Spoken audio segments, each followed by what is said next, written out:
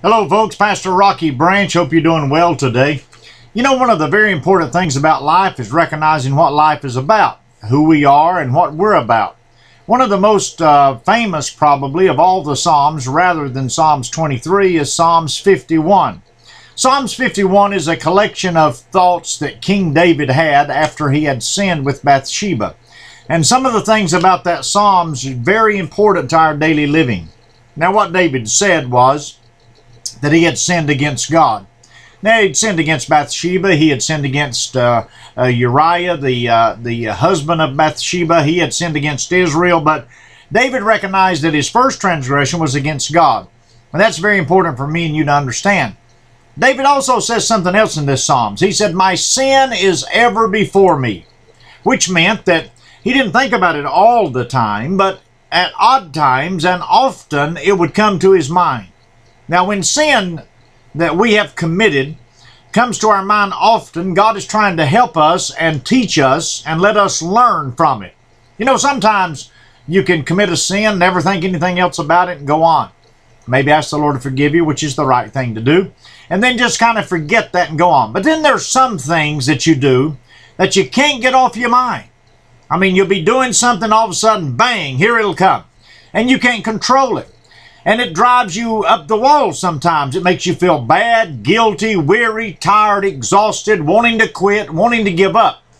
But what King David did in this process of Psalms 51, he said, "My sin is ever before you," speaking of God. In other words, he was accountable to himself, to God. He knew that what he had done was wrong. And every time that he would be in a position, now listen carefully, every time he would be in a position that he would be involved in a situation that would bring this to mind, he would remember what he did. It was ever before him. You see, God was wanting to help David learn a valuable lesson, just like he wants to help you, just like he wants to help me. When we are reminded of failure that we've had in our lives, it doesn't mean that God doesn't love us at all. It just simply means that God wants to remind us that when we have tried to do things our way, we've tried to do it independent of His counsel and leadership, that we mess up. He's reminding us that without Him, we can do nothing. And so true it is. You know, one of the worst things for a person is to have some success in their mind when God didn't help them do it. One of my old sayings is about golf or basketball or whatever, is that one of the worst things for a person to do is to hit a good shot or shoot a good shot or whatever the case may be, because then that sets the precedent that everyone should be better than the one before.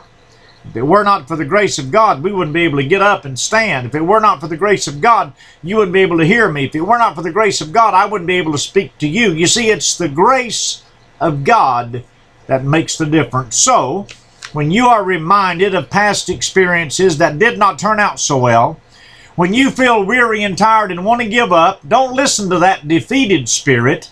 Trust in God. He'll show you a proper way and a more better way. Don't let the failure prevent you from pushing on. You see, it's the failure actually that gives us the strength.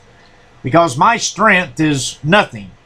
But when I am weak, my strength that God gives me, God's strength, is strong. It's very important, because I must remember in my life what I've done when I've tried to do it my way. Frank Sinatra was wrong when he said he did it his way, because no one does it their way. God always blesses His way. So let us be mindful that when troubles come or problems come or memory comes, don't cast it to the side. Embrace it. Learn from it and move on.